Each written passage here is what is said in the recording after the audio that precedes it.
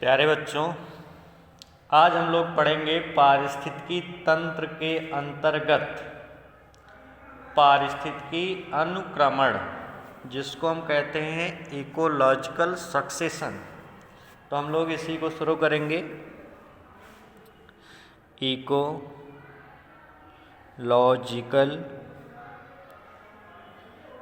Succession,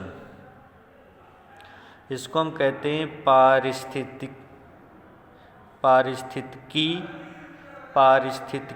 या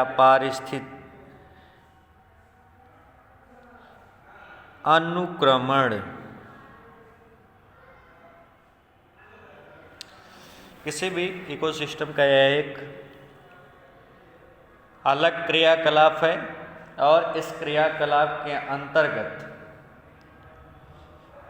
किसी भी खाली स्थान पर कम्युनिटी, किसी समुदाय का हो जाना, यह अनुक्रमण कहलाता है।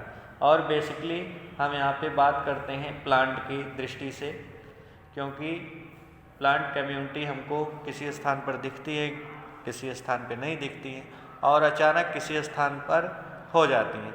लेकिन ये जो भी अचानक वाली घटनाएं होती हैं, ये लॉन्ग टाइम की होती हैं, लंबे समय तक की होती हैं। इस प्रकार यहाँ पर होती हैं। तो मान लीजिए कोई खाली स्थान है और वहाँ पर कोई कम्युनिटी नहीं है, लेकिन धीरे धीरे काफ़ी समय तक वह स्थान पड़ा रहता है। कुछ न कुछ वहाँ पे वनस्पतियाँ या कुछ न कुछ जीव जंतु आ जाते हैं और वो अपना वास स्थान कंप्लीट कर लेते हैं। तो यही अगर प्रक्रिया बड़े लेवल पर होती है, बड़े स्तर पे होती है, साथ ही साथ किसी खाली स्थान पे होती है, तो इसको हम कहते हैं पारिस्थितिकी अनुक्रमण। और अनुक्रमण शब्द का सर्वप्रथम प्रयोग हुल्ट नामक वैज्ञानिक ने किया था। हुल्ट नामक वैज्ञानिक ने किया था 1885 में किया था। हुल्ट नामक वैज्ञानिक ने इस टर्म को दिया था। तो ये जो अनुक्रमण की प्रक्रिया होती है या किसी एक निश्चित स्थान पर होगी और जो स्थान खाली होगा, तो यहाँ पर सबसे शुरुआत की जो प्रवस्था होती है, शुरुआत की जो कम्युनिटी होती है, शुरुआत के जो समष्टि होती है, उसमें सबसे पहला जो होता है उसको हम कहते हैं पायोनीर कम्युनिटी। पायोनीर कम्युनिटी कहते हैं। ये सबसे शुरुआती अवस्था होती है। यहाँ से धीरे धीरे जीवधारियों की संख्या में वृद्धि होती है और इसे हिंदी में नवीन समुदाय भी कहते हैं। और जो अंतिम में तैयार होता है, सबसे लास्ट की जो स्टेज होती है, उसको हम कहते हैं क्लाइमैक्स कम्युनिटी,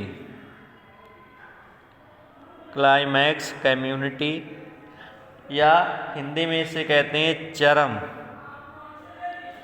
चरम समुदाय, इसे कहते हैं। तो इस प्रकार से किसी भी खाली स्थान पर प्लांट कम्युनिटी का निकलना या प्लांट कम्युनिटी का पूरी तरीके से तैयार हो जाना कहलाता है सक्सेशन या अनुक्रमण कहलाता है। तो अनुक्रमण कई प्रकार के होते हैं, जैसे primary succession, secondary succession, autogenic होते हैं, एलोजेनिक होते हैं, ऑटोट्रॉफिक होते हैं, हेट्रोट्रॉफिक होते हैं, हाइड्रोजियर होते हैं, मीजोजियर होते हैं, जीरोजियर होते हैं, हेलोजियर होते हैं, रेट्रोग्रेसिव ये होते हैं। तो एक तरफ से हम सबको ऐड करते जा रहे हैं। सबसे पहला टाइप ऑफ सक्सेशन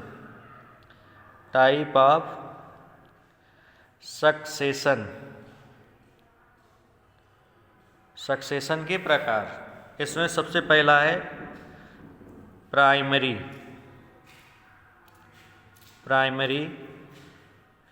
सक्सेशन।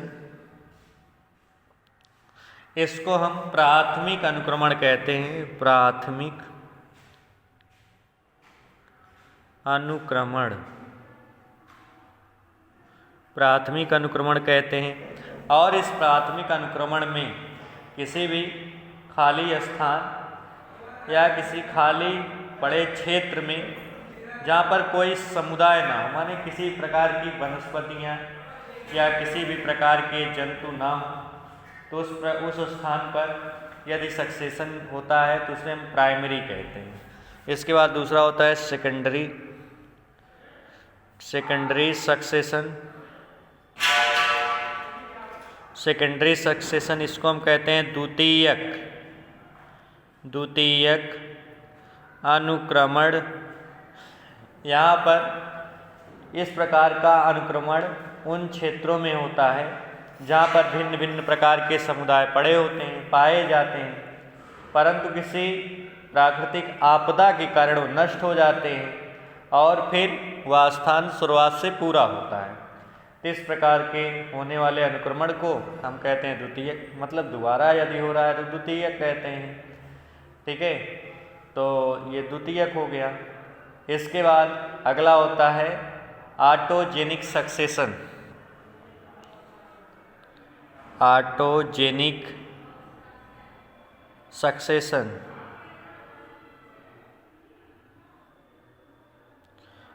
इसको हम कहते हैं स्वजनित अनुक्रमण। स्वजनित अनुक्रमण इस प्रकार का जो अनुक्रमण होता है, जो किसी समुदाय या पर्यावरण के बीच पारस्परिक क्रियाओं के द्वारा धीरे धीरे होता है, तो इसे हम स्वजनित कहते हैं। तो ये हो गया। अगला है एलोजेनिक सक्सेशन। चौथा एलोजेनिक सक्सेशन। एलोजेनिक सक्सेशन इसको हम कहते हैं अन्यत्र जनित अनुक्रमण। अन्यत्र जनित अनुक्रमण इस प्रकार के अनुक्रमण की अवधि में पर्यावरण समुदाय की परस्पर क्रिया के अतिरिक्त बाहर से प्रभावित होता है। जैसे किसी तालाब में खाद डाल दिए, खनिज तत्वों को डाल दिए और खरपतवार नाशकों को डाल दिए, तो इसमें सक्सेशन दूसरे प्रकार से हो जाता है। नेक्स्ट है 5 ऑटोट्रॉफिक सक्सेशन।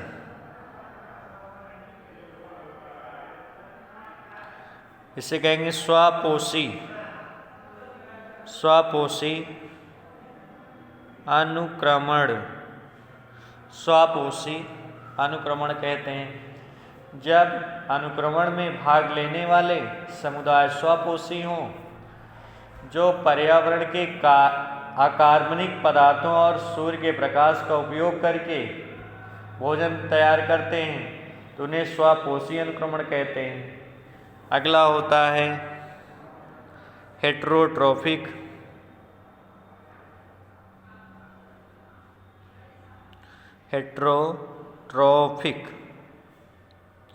सक्सेशन।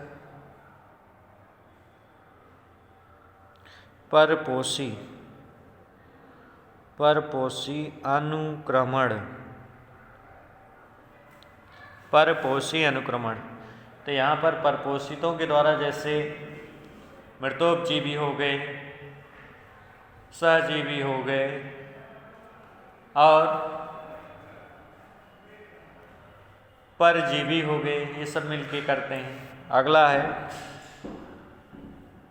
ये छठा था। नेक्स्ट है सातवां में कहते हैं हाइड्रोजीयर।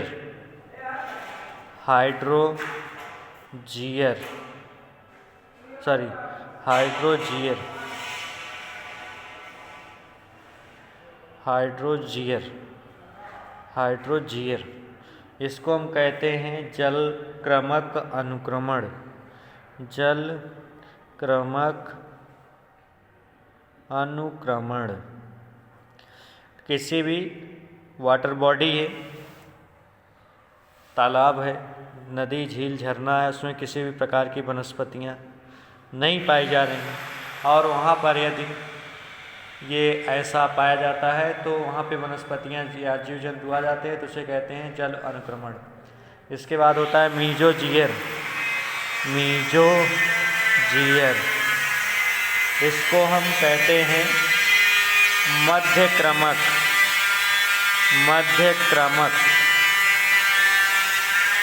अनुक्रमण। मध्यक्रमक अनुक्रमण, तो ये ऐसे स्थानों पर अनुक्रमण होते हैं जहाँ पर मिट्टी में जल की मात्रा सामान्य स्तर पर ही उपस्थित हो, उसे मीजोजियर कहते हैं। इसके बाद अगला जो होता है वह होता है, उसे हम कहेंगे जीरोजियर। जीरोजियर इस प्रकार का जो होता है उसे मरुक्रमक कहते हैं। मरुक्रमक अनुक्रमण। मरुक्रमक अनुक्रमण, यदि मरुस्थलीय क्षेत्रों में ऐसा हो रहा है तो उसे हम जीरोजियर कहते हैं, या पानी की कमी वाले क्षेत्रों में कह रहे हैं। इसके बाद है हैलोजियर। हैलोजियर ये मुख्यतः लवण युक्त या इसको हम लवण क्रमक अनुक्रमण कहेंगे।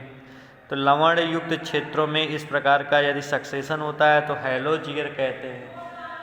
और अंतिम है रेट्रोग्रेसिव सक्सेशन।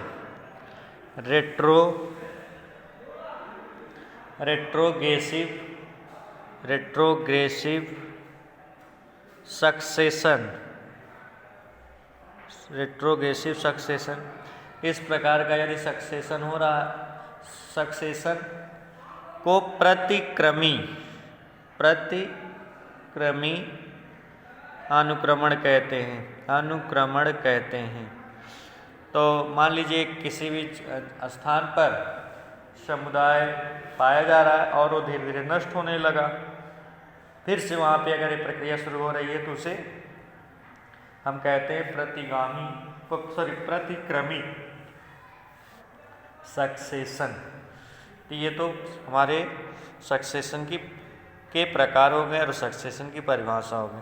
तो सक्सेशन शब्द का प्रयोग हुल्ट नामक वैज्ञानिक ने 1885 में किया था और इन्होंने बताया किसी भी ऐसे स्थान जहाँ पर किसी प्रकार की वनस्पतियाँ ना पाई जा रही हों, किसी भी प्रकार के जंतु ना पाए जा रहे हों, उन स्थानों पर यदि जंतु या वनस्पतियों या वहाँ पे एक समुदाय, कम्युनिटी का समूह आ जा रहा है तो वहाँ उस प्रक्रिया को हम कहते हैं सक्सेशन या अनुक्रमण कहते हैं। धन्यवाद।